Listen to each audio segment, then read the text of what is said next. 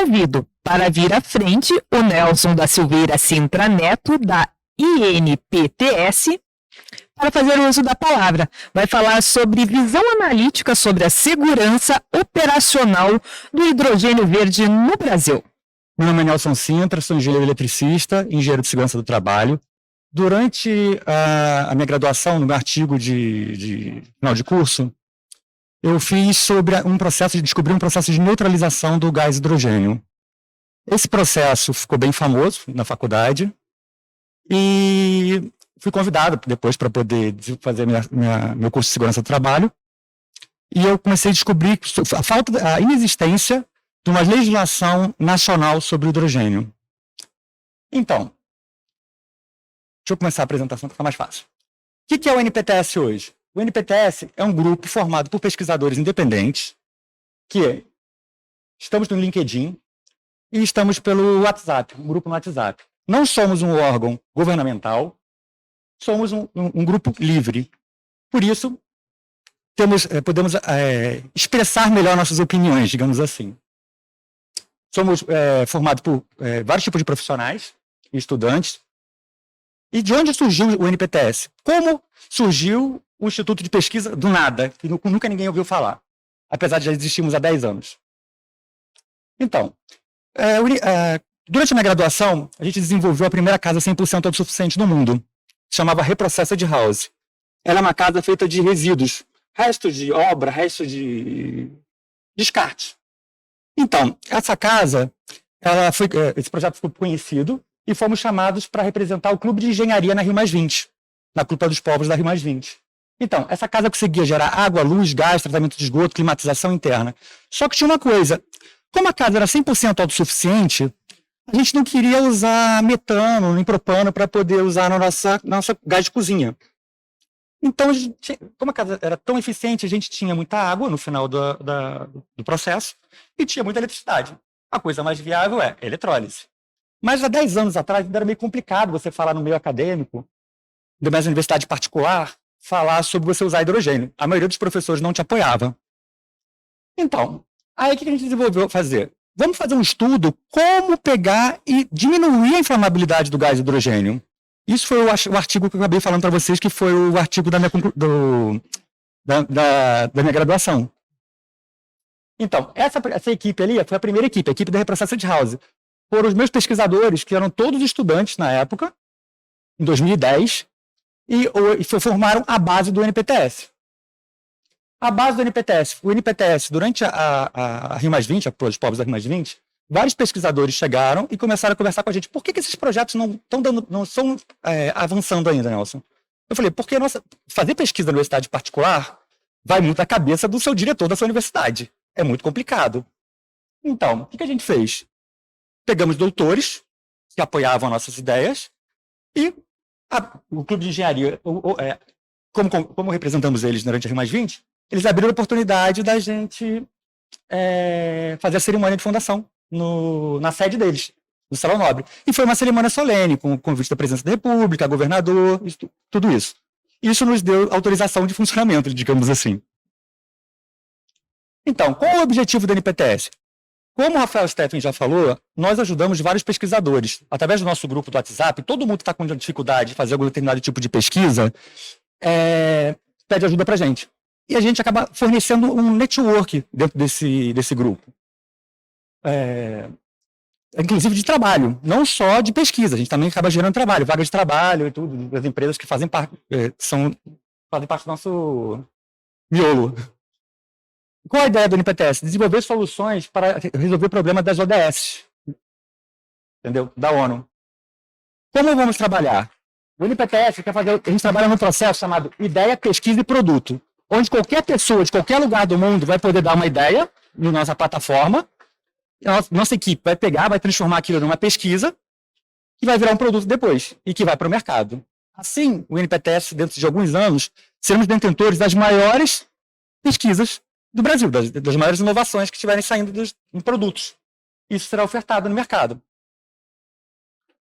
Então, o NPTS também impacta também as universidades. Como a gente sofremos tanto nas universidades para poder pegar incentivo e ter vaga de estágio, Todo mundo, a maioria de vocês são formados. Vocês viram como é que era difícil conseguir uma vaga de estágio. Então, o NPTS é justamente isso. Você vai estagiar dentro da sua própria faculdade, utilizando os próprios professores da faculdade. A gente vai remunerar os professores dentro da faculdade nesses horários vazios. Esses horários vagos de laboratório. A gente aluga esses horários vagos dos laboratórios. Ou fecha parceria com a instituição. Então, agora eu vou entrar um pouquinho no assunto. Eu não gosto muito de falar sobre essa parte mais política, mais administrativa das coisas. Eu sou um cientista. Nós somos mais... gostamos de falar da coisa prática. Então, as vantagens do Programa Nacional de Hidrogênio. O que, ao meu ver, isso é uma visão minha e da minha equipe, de todos nós, que é, quais as vantagens do Programa Nacional de Hidrogênio? Uma, segurança e redução a risco de acidente. Porque você tendo um Programa Nacional de Hidrogênio, vai ter as regras bem descritas. Isso é uma coisa que vai facilitar, inclusive, o investimento. Hoje, o investidor tem medo de investir em hidrogênio. Por quê? Você não sabe se sua planta amanhã vai ser bloqueada. Igual o Ferracini falou, você chega no um bombeiro, chega para você pedir uma autorização de funcionamento da sua planta de hidrogênio, como é que o bombeiro vai avaliar? Se a sua planta de hidrogênio pode funcionar ou não pode funcionar? E aí? E seu investimento, como é que vai ficar? A quem você vai pedir ajuda? Não tem como você trabalhar. Então, outra coisa que eu acho incorreto no Plano Nacional de Hidrogênio, eles querem inserir a normatização da atividade com a ANP. Por quê? Próximo slide. Então, através da PL 72522, então, eles querem inserir hidrogênio dentro das tubulações de gás natural. Então, quem controla as tubulações de gás natural? A ANP. Então, vamos lá. Desde que eu me conheço por gente, que a gente mexe com sustentabilidade, mexe com energias renováveis, o pessoal do petróleo agora estão mais conscientes, estão apoiando a gente. No passado, o apoio não era tão grande. Aí você pensa, qual seria o interesse de você apoiar uma iniciativa que pode ser o futuro fim das suas atividades? Entendeu? Se você conseguir fazer um processo que realmente consiga eliminar, não seria tão interessante, né? Então, vamos lá. Eu não sou... Uma coisa que eu quero deixar bem claro aqui, eu não sou contra o hidrogênio. Eu sou pesquisador de hidrogênio, eu estou aqui apenas para proteger a tecnologia. Entendeu? Eu estou querendo... Como eu falei no início da apresentação, é uma visão sobre o panorama do hidrogênio. Uma visão. Vamos lá. Hoje, vamos pegar uma tecnologia que não é muito longe, que hoje em dia já está no nosso dia a dia, que é o gás natural veicular, o GNV. Então, vocês sabiam que já tiveram algumas explosões de GNV nos postos? É uma coisa bem... tem acontecido bastante, aparece no jornal direto. Mas vocês sabem os motivos? Vamos lá. Um dos motivos que pode ser é imperícia. O que significa imperícia? Imperícia é quando uma pessoa não sabe o que está fazendo.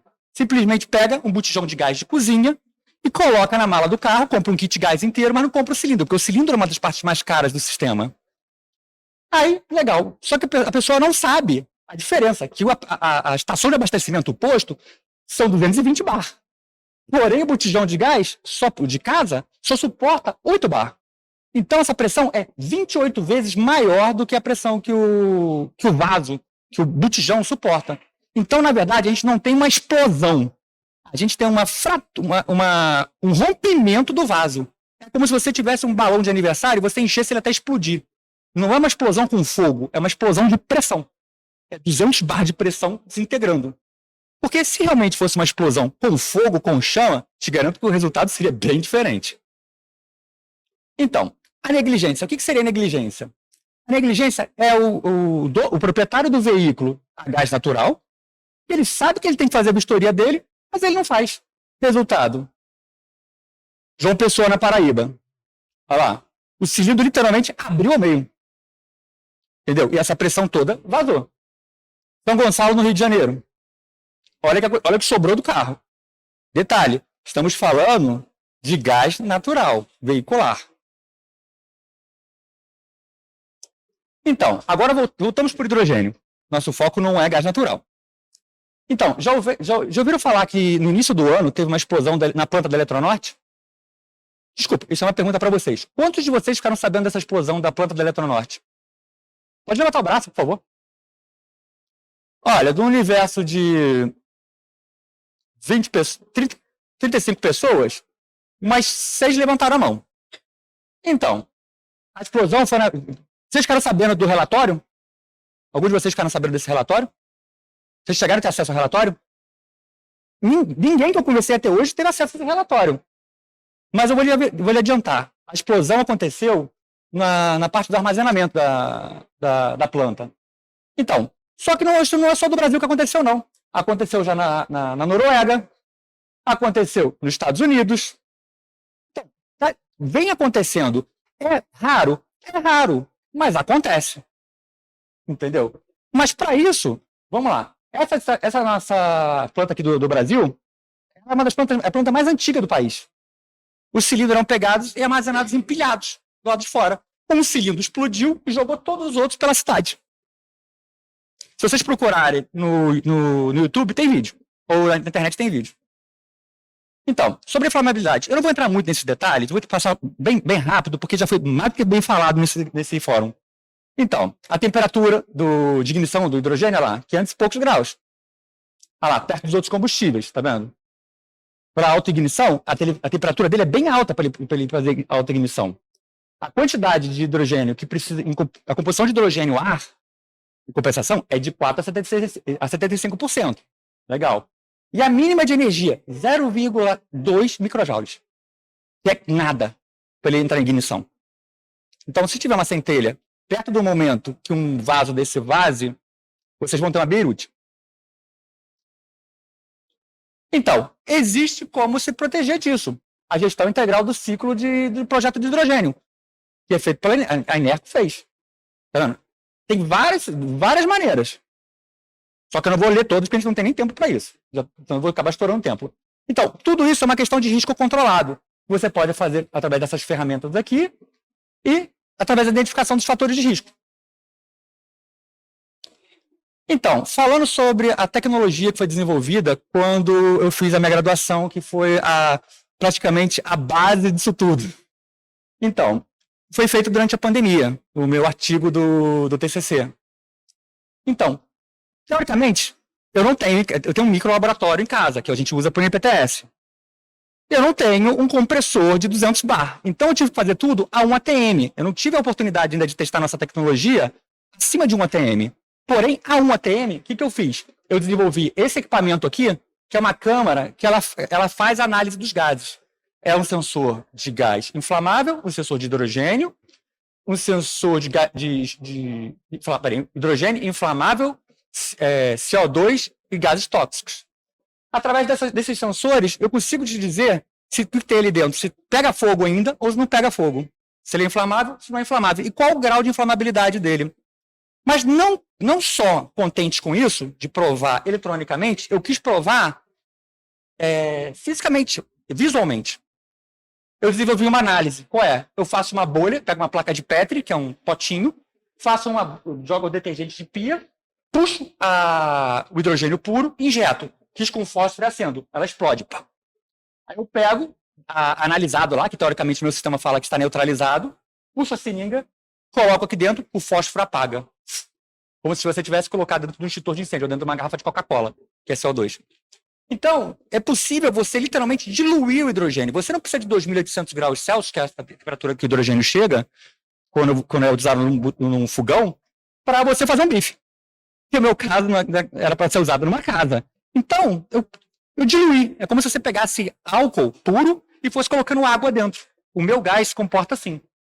No final do processo, você tem um processo aqui, que é nessa zona vermelha ali, e você sai com hidrogênio puro de novo. Isso seria uma solução para a segurança do hidrogênio, se continuar o desenvolvimento. Só que aquela história, temos que arrumar um parceiro para poder desenvolver junto com a gente. A nossa ideia do NPTS é essa, achar um parceiro, a gente cola nessa empresa, desenvolve junto e os dois crescem.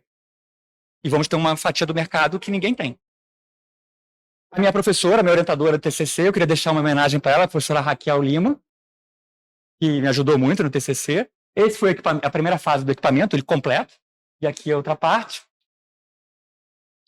Aqui é engraçado como a gente faz pesquisa, né? A gente acaba esbarrando na pesquisa dos outros. Durante o evento, eles foi falado sobre a follow cell, nanofollow cell, que é essa célula de fluxo. Sem querer, quando eu estava fazendo essas pesquisas, eu acabei batendo de cara com uma nanofalocel. Porque você faz com... Bem simples também, com célula... É uma célula combustível praticamente comum, só que em vez de ser, líquido, ser gás, é líquido. Esse aqui é o kit também que foi usado para fazer as análises. Eu gostaria de deixar também um agradecimento do POM do Brasil, que em 2010 eles mandaram essas amostras confidenciais da Nafion, que é a membrana que faz a célula combustível funcionar. E graças a do POM, a gente conseguiu fazer o nosso estudo. E por sinal, a gente acabou fazendo também uma célula planar de hidrogênio. Essa aqui é uma célula planar de hidrogênio. Por que uma célula planar? Porque normalmente as células são todas empilhadas. Essa célula aqui, ó, são 12 células retas, alinhadas.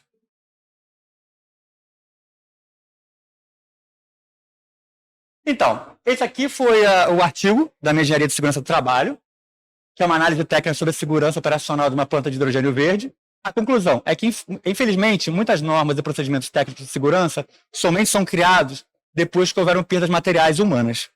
Isso aqui foi uma citação da minha faculdade. Minha faculdade fez uma homenagem pela relevância do meu artigo. E eu queria deixar uma frase de um ídolo para mim, entendeu? Que é o ídolo praticamente de todos os engenheiros eletricistas do país, ou não do mundo. Nikola Tesla. Que ele expressa justamente o espírito de todo inventor, que é a sua criatura é o seu filho. Não existe uma alegria maior do que você ver aquilo que você criou funcionando e ativo. Aqui são os cursos meus cursos que eu estou atual, que eu já concluí, e abaixo os que eu estou cursando agora. E agradecer ao Inmetro pela oportunidade de participar do curso de formação de instrutores deles. Bom, esse é meu muito obrigado a todos vocês. Valeu.